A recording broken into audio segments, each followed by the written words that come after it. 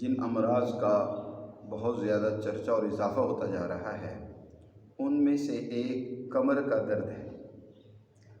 خواتین میں تو یہ بہت کثرت سے پایا جا رہا ہے، بہت سارے مرد اور خاص طور پر نوجوانوں میں بھی یہ تکلیف دن بدن بڑھ رہی ہے۔ اب اس وقت اس کے اسباب پر بات کرنے کی ضرورت نہیں، مختصراً کچھ چند اسباب بتائے بھی دیتا ہوں، کیونکہ جب تک کسی بیماری کے سبب کو دور نہ کیا جائے اس وقت تک وہ بیماری دور نہیں ہوتی، ختم نہیں ہوتی۔ اس کے اسباب میں سے ایک بڑا سبب تو در حقیقت ہمارا لائف سٹائل ہے کہ ہم جو ہے کرسی پر بیٹھنے کے بڑے عادی ہو گئے۔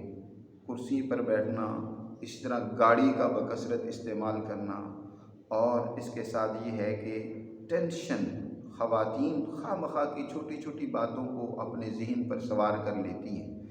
اس ٹینشن سے یہ تکلیف بہت زیادہ بڑھ جاتی ہے، اور اسی طرح نوجوان جو ہیں وہ اپنی طاقت و قوت بھی ضائع کر بیٹھتے ہیں، جس کی وجہ سے ان کی کمر میں درد، اور خواتین میں ایک سبب یہ بھی بنتا ہے کہ لیکوریے کی شکایت ہو گئی، یا اسی طرح مینسز کے پرابلم ہو گئے۔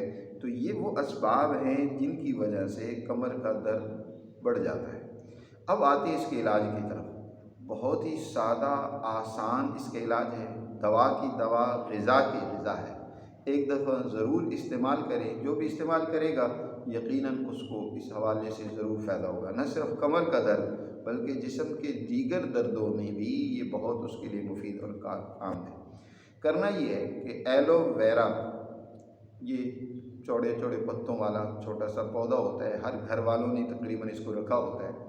ایلو ویرا لے لیں اور اس کو باریک، یعنی اس کا اوپر سے ایک باریک چھلکا اتار کر اس کا گودا لے لیں۔